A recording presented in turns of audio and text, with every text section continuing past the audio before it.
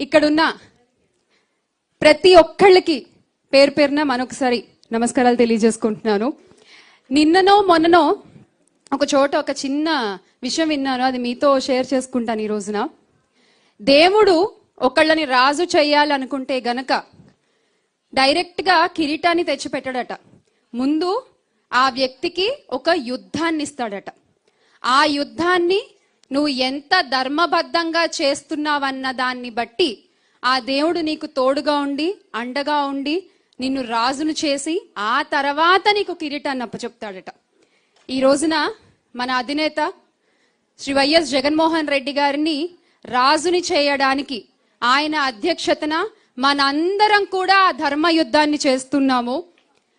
మనం ఇలా ధర్మబద్ధంగా యుద్ధం చేస్తుంటే అవతల పక్క ప్రస్తుత కూటమి ప్రభుత్వం అధర్మంగా మనందరి మీద విచ్చలవిడిగా నోరు పారేసుకుంటూ ఇష్టం వచ్చినట్టుగా దొరికిన ప్రతి వేదిక మీద మన అధినేతని తూలనాడుతూ వారి కుటుంబ సభ్యుల్ని తూలనాడుతూ రాతలు రాసుకుంటూ పోతున్నారు. ఈ రోజున మిగతా విషయాలన్నీ మన నాయకులు మాట్లాడారు కాబట్టి నేను సోషల్ మీడియా వేదికగా మన మహిళలు ఎదుర్కొంటున్నటువంటి ఇబ్బందుల్ని ఈ సందర్భంగా మీకు ఒకసారి తెలియజేయాలనుకుంటున్నాను. నిజంగా చంద్రబాబు నాయుడు గారు ఒక వెన్నుపోటు ఎంత గట్టిగా మహిళలకి పొడిచారు అంటే దానికి ఖచ్చితంగా మనం తిరిగి అంతకింత ఇంతింత వడ్డీ రూపంలో ఎలాగో ఇచ్చేస్తాం 29వ తారీఖున. కానీ ఈ రోజు ప్రతి ఒక్క వైఎస్ఆర్ కాంగ్రెస్ పార్టీ కార్యకర్త, ముఖ్యంగా మహిళా కార్యకర్తలు ఎదుర్కొంటున్నటువంటి సమస్యలు అన్ని ఇన్ని కాదండి, అన్ని ఇన్ని కాదు. ప్రతి ఒక్కళ్ళు కూడా ఇక్కడే మన ముందుంది ఝాన్సీ. ఆ అమ్మాయిని ఎంత వేధించారు అసలు నాకు తెలుసు. నేను మొదటిసారి వాళ్ళ ఊరు వెళ్ళినప్పుడు మొరపెట్టుకుంది. నిజంగా మీ కళ్ళ ముందు మాట్లాడుతున్న నేను 2024 ఎన్నికల్లో జగన్మోహన్ రెడ్డి గారికి వచ్చి క్యాంపెయినింగ్ చేస్తూ ఆయనకి సపోర్టింగ్ గా మాట్లాడినందుకు గాను నా మీద ఎంత అసహ్యంగా పోస్టులు పెట్టారు, ఎంత దాడులు చేశారు జనసేన పార్టీ వాళ్ళు కానీ ప్రస్తుత చంద్రబాబు నాయుడు గారు కానీ, ఇంకా మాటలతో చెప్పుకోలేమన్నమాట అవి. అంటే ఒక మనిషిని మానసికంగా ఎంత కృంగదీయాలో అంతా కృంగదీసేటువంటి ప్రయత్నం ఈ చంద్రబాబు నాయుడు గారికి వెన్నతో పెట్టినటువంటి విద్య. అయితే మనం కృంగదీసినంత మాత్రాన కుంగిపోతామా? ఆపేసినంత మాత్రాన ఆగిపోతామా? అలాగే జగన్మోహన్ రెడ్డి గారు ఇచ్చిన ధైర్యంతో నిలబడతాము, పోరాడతాము, పోరాడి గెలుస్తాము. అవునా కాదా? నాకు ఈ సందర్భంగా ఈ రోజు ఈ వేదిక మీద నుంచి ప్రస్తుత కూటమి ప్రభుత్వానికి కొన్ని ప్రశ్నలు అడగాలనుకుంటున్నాము. ఇది ఒక రాజకీయ నాయకురాలుగా కాదు, ఒక మహిళగా, ఒక తల్లిగా, ఒక అక్కగా ఈ ప్రశ్నలు అడుగుతున్నాము. రాష్ట్రంలో మహిళలపై ఇన్ని దాడులు, ఇన్ని వేధింపులు జరుగుతుంటే సోషల్ మీడియా వేదికగా, మీ సోషల్ మీడియా వేదికగా మీకు అవి కనపడవా? మీరు దాని మీద ఎలాంటి చర్యలు తీసుకోరా? మొన్నటికి మొన్న జరిగిన దగానాడులో, వాళ్ళు మహానాడు అంటున్నారు కానీ ఆ దగానాడు అని మనందరికీ తెలుసు. ఆ దగానాడులో చంద్రబాబు నాయుడు గారు మాట్లాడుతూ ఏమంటారండి? మహిళలకు ఏదైతే అన్యాయం జరిగిందో అదే వారికి ఆఖరి రోజు అంటారు. ఇందాక అక్క చెప్పినట్టు బాధితురాలకు ఆఖరి రోజు అవుతోంది తప్ప మహిళలపై అత్యాచారాలు చేసేవాళ్ళు, అరాచకాలు చేసేవాళ్ళు కాలర్ ఎగరేసుకుని తిరుగుతున్నారు ఈరోజు బయట. అలాగే మన డిప్యూటీ సీఎం గారు, నేను ఆయన్ని ప్రేమగా పీపీపీ గారు అని పిలుచుకుంటూ ఉంటాను, పిఠాపురం పీఠాధిపతి పవన్ కళ్యాణ్ గారు. సో ఆయన ఏమన్నారండి? మహిళలకి ఎవరన్నా అన్యాయం చేస్తే తలలు తీసేసే చట్టాలు తెస్తాము అన్నారు. మరి ఈ రోజున ఆయన ఉలకడు పలకడు. ఎలాంటి దుస్థితిలో ఉన్నాడంటే ఈరోజు మన ఆంధ్ర రాష్ట్ర డిప్యూటీ సీఎం గారు పక్క రాష్ట్ర మహిళలు ఆయన ఫోటోల్ని చెప్పులతో కొడుతున్నారు. పక్క రాష్ట్ర మహిళలు ఆయన ఫోటోల్ని చెప్పులతో కొడుతున్నారు. ఆ స్థితిలో దిగజారిపోయి ఉంది ప్రస్తుత కూటమి ప్రభుత్వం. ఈ రోజు అధికారంలో ఉన్న పెద్దల్ని మేము ప్రశ్నిస్తున్నాము. మహిళలను కించపరిచే పోస్టులు వైరల్ అవుతుంటే మీరెందుకు వాటిపై ఎలాంటి చర్యలు తీసుకోరు? మహిళలపై సోషల్ మీడియాలో అసభ్యకర వ్యాఖ్యలు చేస్తుంటే మీ స్పందన ఎక్కడా? ఒక మహిళను అవమానించిన రాజకీయమా? ఇదేనా మీ రాజకీయం? అంటే మీకు వ్యతిరేకంగా మాట్లాడితే ఇష్టం వచ్చినట్టు పోస్టులు పెడతారా? మిమ్మల్ని నిలదీస్తే కేసులు పెడతారా? ఇదేనా మీరు చేసేటువంటి రాజకీయం? ఆమె అభిప్రాయాన్ని స్వేచ్ఛగా చెప్పగలిగేటువంటి ఒక పరిస్థితి ఈ రోజు ఒక మహిళకి ఆంధ్ర రాష్ట్రంలో ఉందా? ఖచ్చితంగా లేదనే చెప్పాలి. విమర్శిస్తే ట్రోలింగ్, ప్రశ్నిస్తే దాడులు, అభిప్రాయం చెబితే బెదిరింపులు.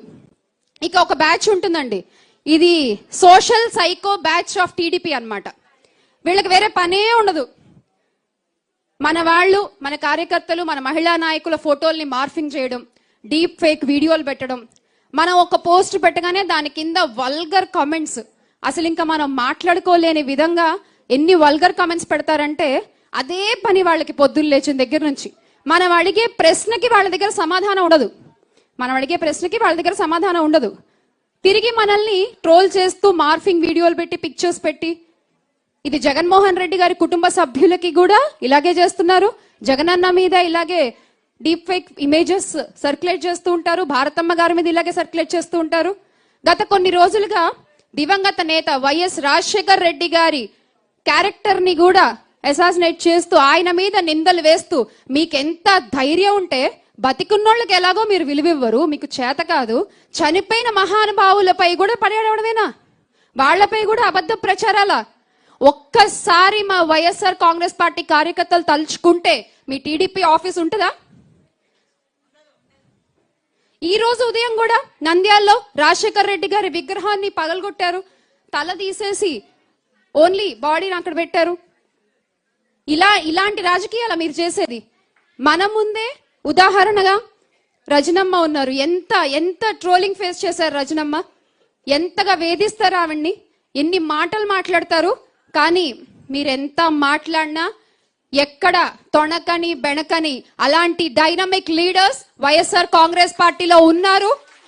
వాళ్ళని ఇన్స్పిరేషన్ గా తీసుకుని మాలాంటి వాళ్ళు ఎంతో మంది అదే ధైర్యంతో ముందుకి నడుస్తూ ఉంటాము అని మరొకసారి మీకు గుర్తు చేస్తా ఉన్నాము. ఈ సందర్భంగా మీరు రాజకీయంగా విమర్శలు చేయండి, మేము అడిగిన ప్రశ్నకు మీకు దగ్గర సమాధానం ఉంటే చెప్పండి.